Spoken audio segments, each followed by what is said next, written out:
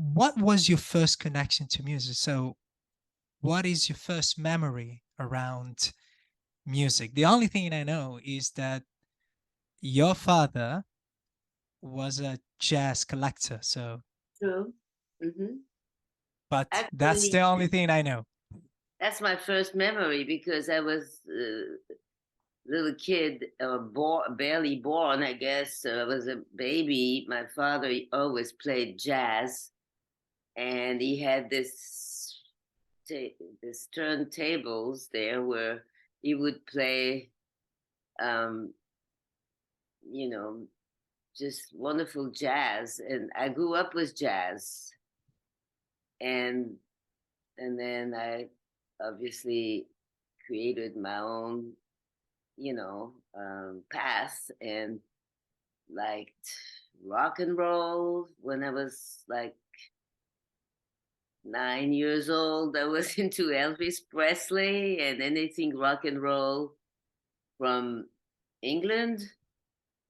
Elvis was big in my life though when I was a little kid. I was into him. And then yeah, so the music always had something to do, some big influence in my life. And as I grew up, I did went through different waves. But the one thing that struck me, and I'll always remember, is when I actually went to school to Mount Holyoke. I had a scholarship to study political science in such a fine school. And every Wednesday, I would go to the Apollo Theater by my own little self. I probably was the only white person there on a Wednesday night to check out the new talents. I was fascinated by the Motown sound. Mm. So when I first came to America in school, I I was deeply involved, not involved, but interested in the Motown sound. So that was, you see, from the jazz to rock and roll to the Motown sound and what it means, the soul and the feelings. I I had a chance to um, meet someone who actually you might know. He wrote a book about his life, Tony King.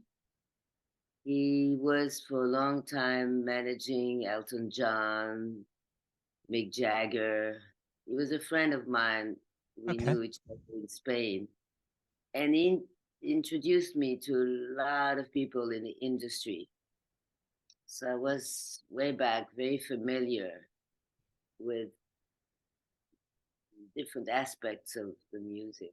Yeah.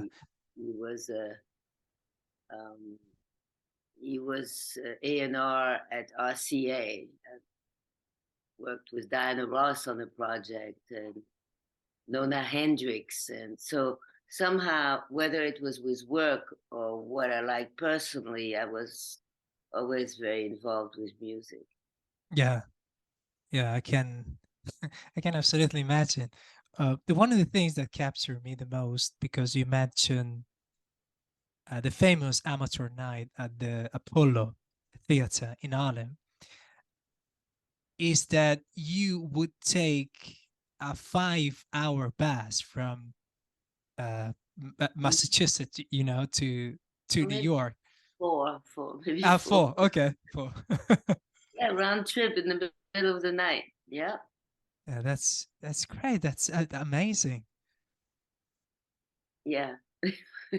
And no one at school would really believe me, and they were not interested anyway, so it was okay. Yeah, yeah, absolutely. Yeah. And what's your biggest memory if you think about those nights at the Apollo Theater in Harlem? So imagine yourself meeting legends. So Well, I didn't really meet them there. I was watching them on stage, okay, so it was just because I was so interested and fascinated. I mean, I saw James Brown. I saw Otis Redding, just, but I didn't know them. I had nothing to do. I was just a Just spectator. just watching, and I mean, imagine yourself getting inspired, by them, by such, music legends such as the one you mentioned, James Brown. When was it?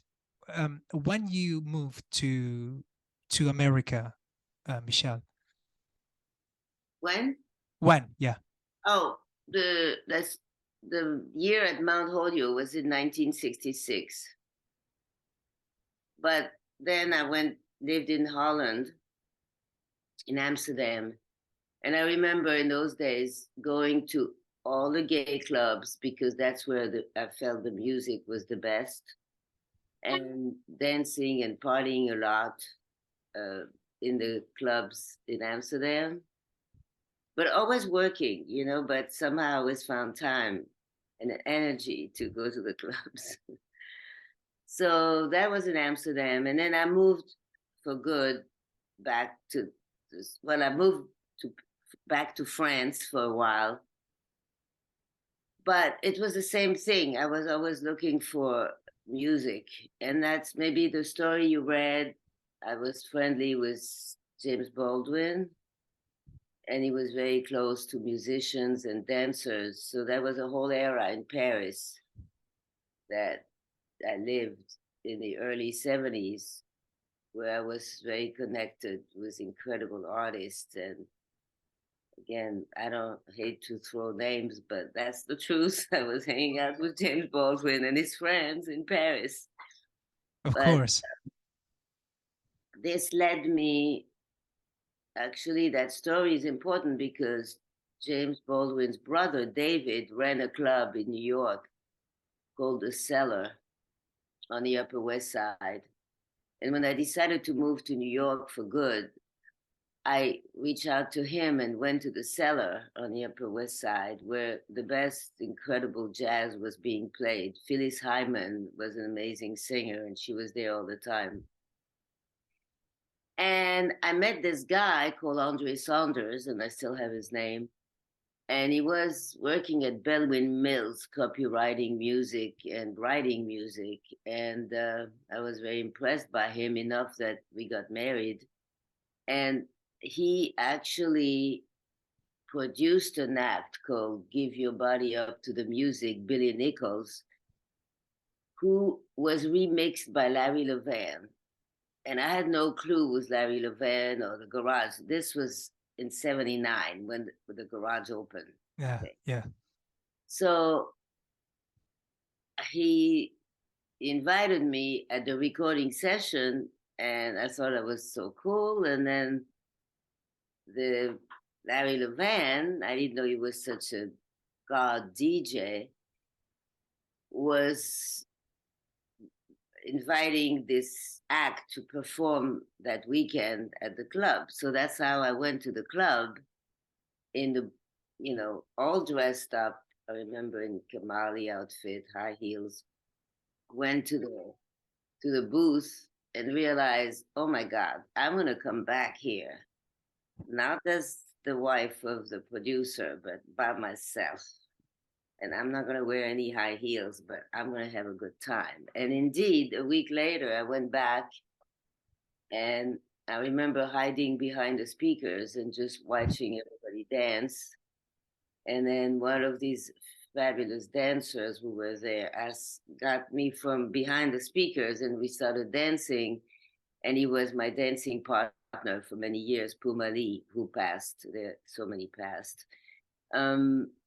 So that was my introduction to the garage. And once I was there, I knew I would. I mean, I literally went there every Friday and Saturday from 1980 to the day it closed. It's a lot of time. Yeah, uh, and that sound is in me forever. It's the most. It's the deepest feeling that I've ever explored with the music. It's, like there's some titles that are so important because that's when sometimes I compare with the music today. I don't understand half of the words, but then it was always a message. Mm. Music is the answer. Love is the message. Life is something special. The DJ gave messages, told stories, and took you on a journey.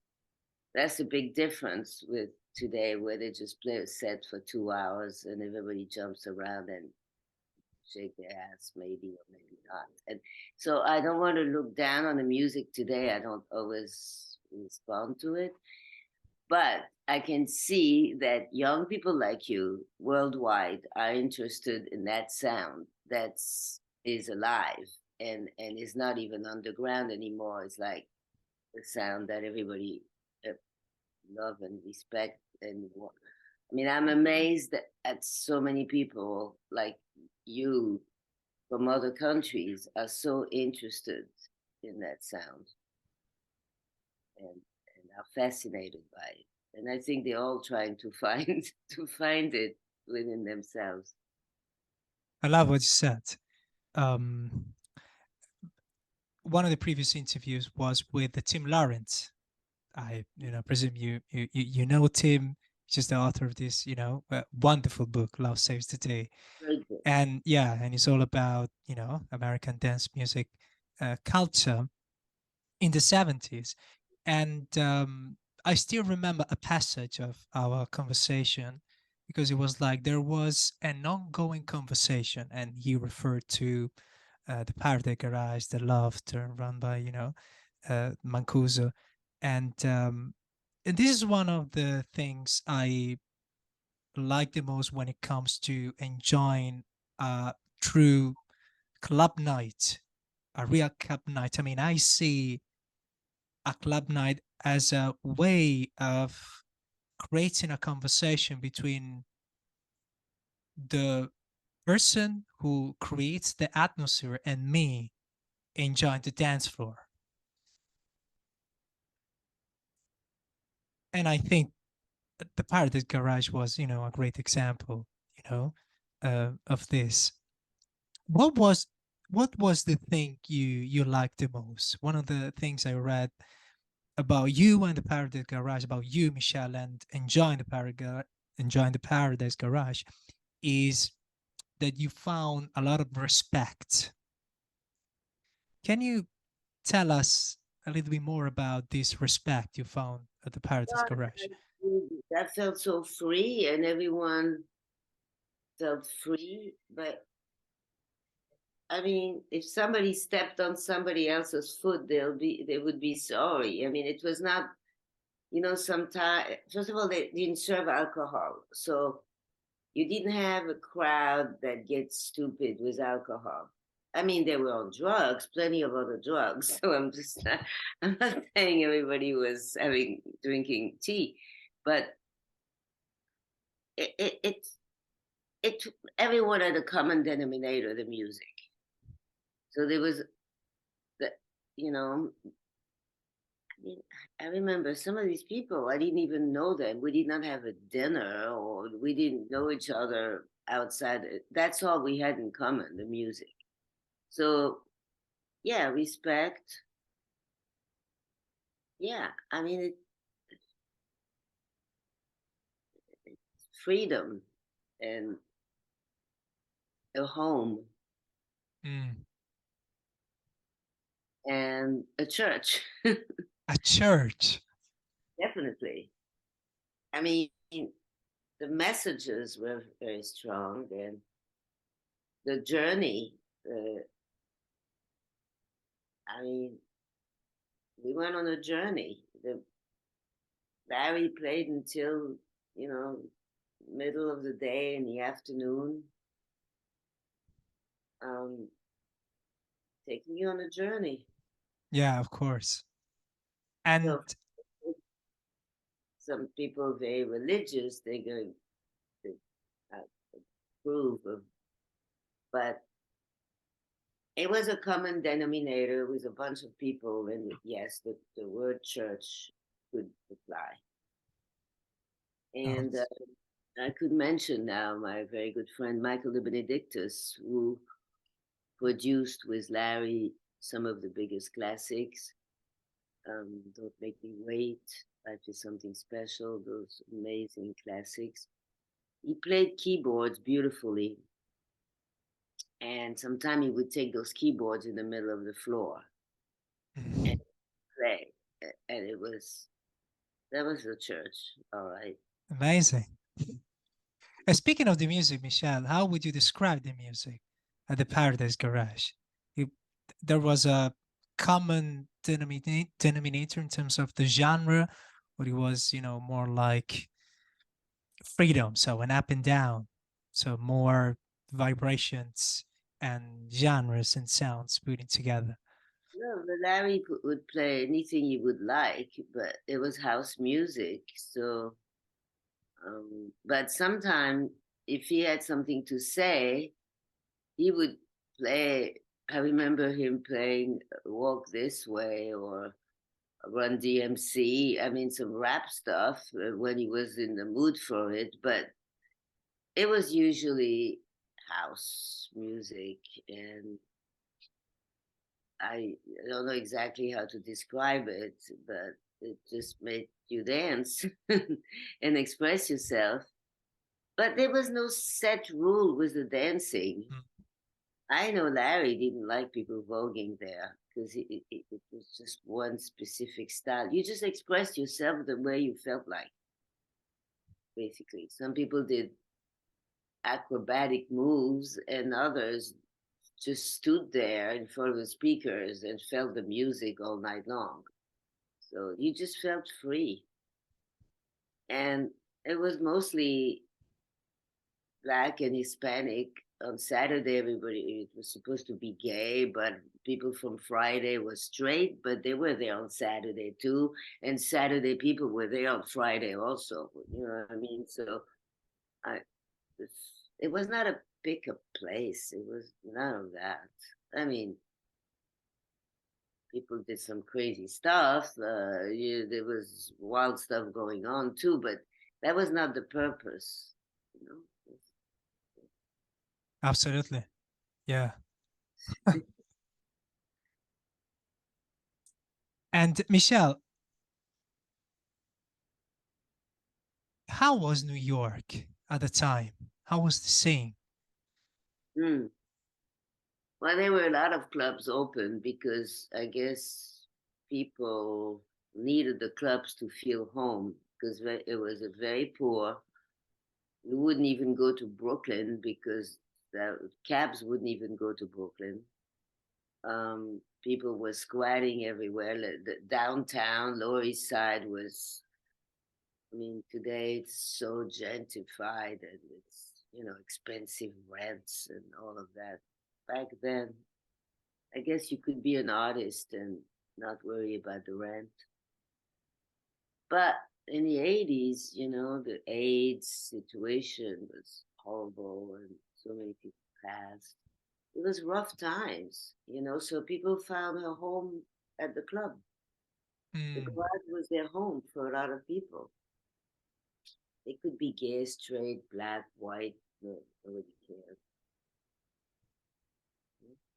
Yeah, of course. And I was older. I was older than a lot of people there, and I never cared how old I was. how was your relationship with the other people?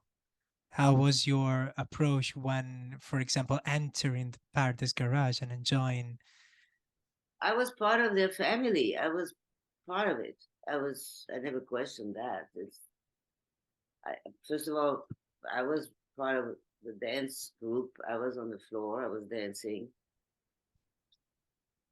I did costumes. I was very invested. I was rehearsing moves for the weekend with my group. But then I started managing acts.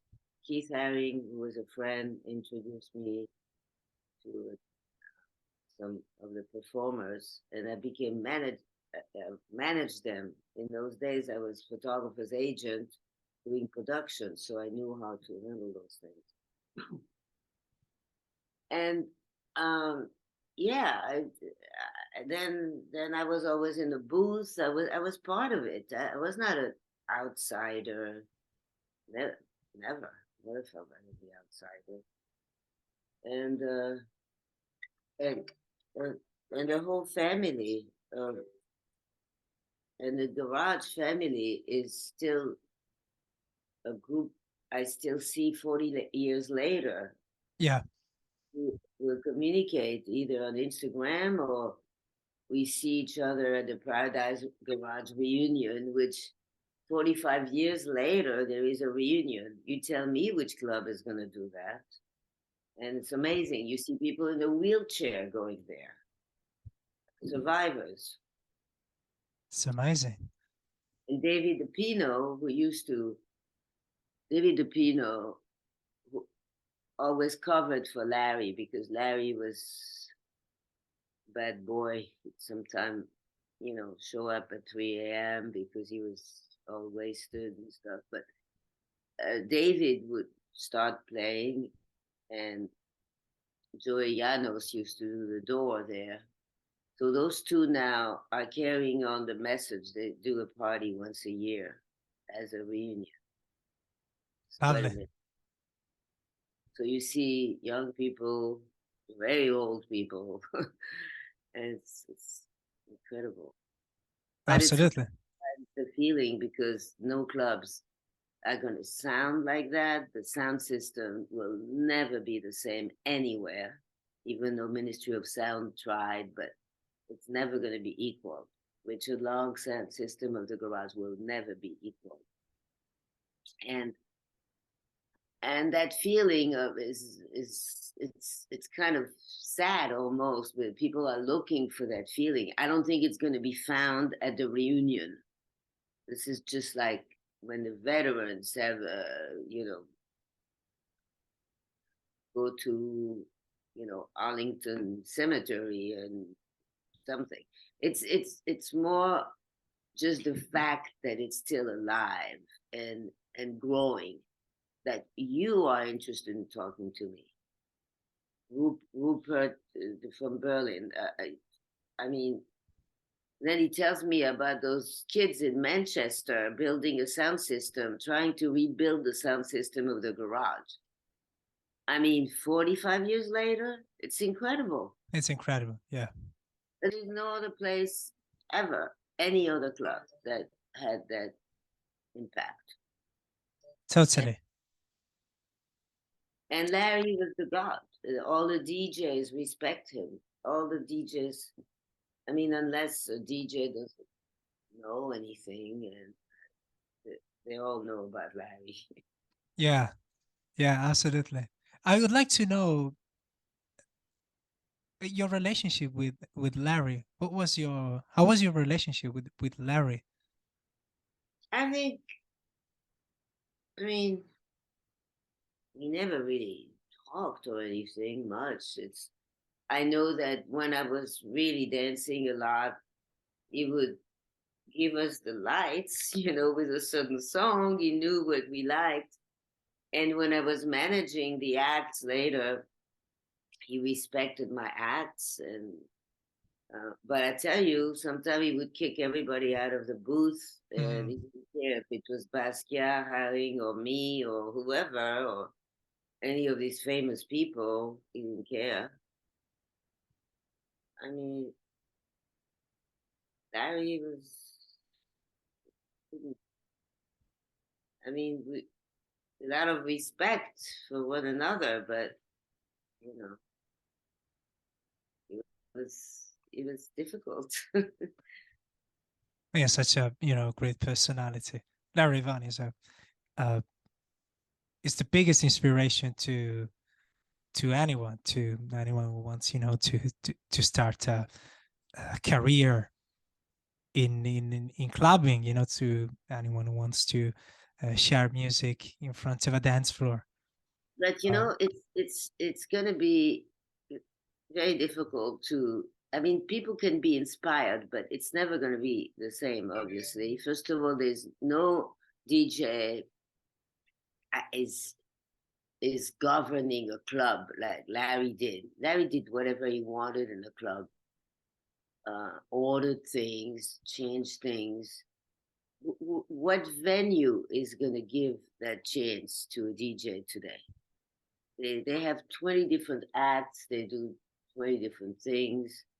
It's the times are different. It's one needs to be inspired by all this and move on and take it to another level. Yeah. Just adapted to today's needs. It's going to be different.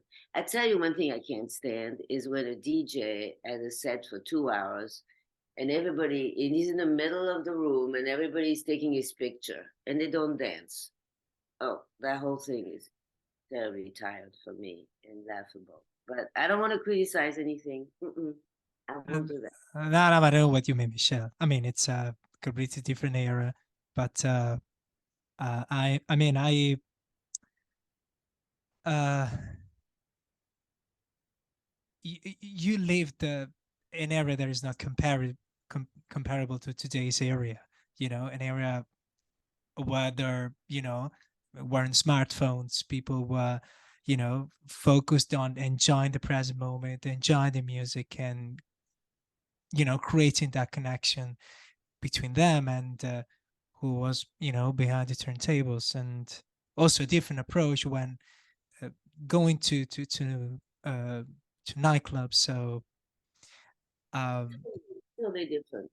yeah, I mean, now, in the clubs, they get to sell a lot of the bar, they get to get the money. There was, you were a member and then you paid a little entrance fee, but then after that, you didn't even worry about it, the money.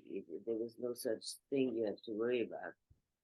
We even had coffee and fruits in the morning, so you could just keep dancing until 2 o'clock in the afternoon. of course, yeah. Really will appreciate. I'm sitting on some of my costumes here. I love it. Yeah, instead of reupholstering this chair, I'm just sitting on it. The stuff I wore in the clubs.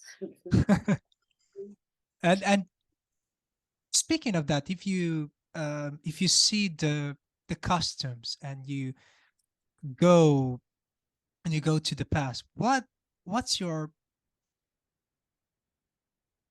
what are some of your most beautiful memories when being at the Paradise Garage? Or if there's one that Dancing for feeling free and just that common the creating a family around the music that had nothing to do with how much money you make and if you're going to meet that person tomorrow or if you're going to date that person. It's just total freedom. So I can't just no specific. I know the last night, the 3 days when the club closed, that was something. And I was like collecting dirt from the floor and confettis and like memorabilia that I framed, which is crazy. I'm not the kind of person to do those things in general.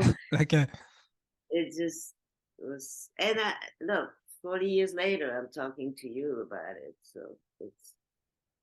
and I am a real estate agent and I do location for photo shoots. I'm a very pragmatic person, feet on earth, okay? But the garage was definitely an experience that is alive today. And actually, I'm part of a dance group. I don't know if you saw on Instagram that the yeah. Guggenheim is sponsoring, and we're doing a show called Underscores, and we're a group of dancers from mostly hip hop dancers, but from different era. Um, Vulgars, and we're doing a show which somehow explained that feeling might have Mm, been translated differently over the years. So we can't tell young people, oh, you knew nothing and your life is miserable because you never went to the garage. We can just uh, say, hey, that was a hell of a feeling, and maybe you're going to find it in a different form of expression, because Of to course. try to do exactly the same thing is never going to happen. My son is 32, he's into rap, but somehow he understands the music I like. So sometimes some of these rappers, they'll play music, they have stuff. When I avoid the words, which never works for me, but the sound can be great too. So I'm thinking always, oh, would Larry play this? Maybe Larry would play that. I mean, Larry would be what, 60 years old or something like more? I don't I know. think, yeah, I don't remember the exact age, but something Play like the that. same classics. He would play the classics. He would remix them always, because look, all the young people in the clubs there, everybody's playing those now. I can believe I hear the stuff remixed and stuff. But he would play other things. Mm. I know some of the one he would play. Which one? No, I won't say that because that's profiling. I know Okay. he would not play big time. Okay. And I'm not gonna say that either. And what was your favorite track at the Paradise Garage? Depends the moment, Depends on the moment. Okay. in the night, the time of the night, of, Mm. of whatever. Depends. Because it was a message always. So it depends when he came. But, any Colonel Abrams, the music is the answer. Mm. They came on the right on the, it was the time to play that. Of Um, course. Yeah. I mean, the big classics, of course, Love is the Message, which the anthems, well, maybe, Anthems. Yeah. some of the anthems. But there's so many, and there were so many acts that existed just with one song, you know, something recorded in their Yeah. basement. And today, is there a particular song that allows you to go back in time and feel what you felt at the Paradise Garage?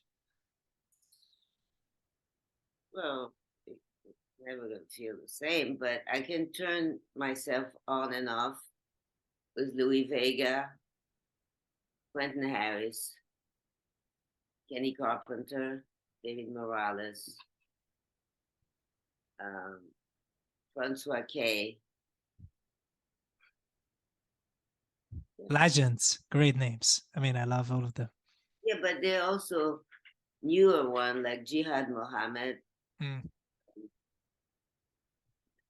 And I don't want, I mean, they sound like they're legends, so they're old too, but I'm totally open. I mean, again, mentioning my son, there's certain tracks that have nothing to do with those legends who are not going to play that, but I hear it and I actually really like it. Oh, it's Uh, just amazing. Future Extension or like Pop Smoke or those guys, they have background music that I can totally relate to. I don't always like what they say though. That's my problem. I don't always get. Michelle, thank you so much. It was a beautiful exchange. It was a great conversation. I could spend hours talking to you and asking about the Paradise Garage and in New York in in the 70s and early 80s. Mm. From Yeah, 80 to 87 when it closed, the very very last. close. Yeah, So, so I had some pictures, photo, but you've read some of these articles, so you've seen photos. I've seen photos, but it would be nice too if you can share us some photos if you want, Michelle. I'm totally open to this. Now, Oh, you want me to send them to you? Uh, as you wish. I would like you to send it to me so that I can, if you agree with that, I can share I'll, them on the website. I'll send you the one that I took, so there's no problem with rights or anything. Okay, great. And what kind of music do you listen nowadays, Michelle? Are you exploring new No, sound? either the classics played by Louis or not so classic. I mean, Louis and David Morales and Ted Patterson, all these guys play all kinds of good stuff today, but that's house music. But I also, as I said, listen to with my son some of the stuff he likes. I like too. Of course. And one last thing I wanted to ask you this: apart from the Paradise Garage, if you think about your time in New York in the 70s and 80s, there was another club venue that you were really connected to. The loft, but not in the same way. It was a different head trip. The dancing was different. Um, The dancing was different. Love that. there was a style to the loft. The garage, to me, was freer. Um, but back then, I mean, I went everywhere to the Danceteria, to the Mud Club, to no, no, no. Here we go. The one that was really gave me the feeling, just not just like the garage, but it was a hole in the wall called Better Days. It was back then a really bad area, 49th and 9th. And that was also a Richard Long sound system. And Kenny Carpenter was playing there. In the back room, you don't want to know what was going on there. But I tell you, back Better Days. Bruce Forrest, Tony Humphreys, Ooh, T. Scott, and Zanzibar in Jersey. Outside of the garage, I would say Better Days and Zanzibars gave that feeling. Later on, Timmy Regisford at the shelter.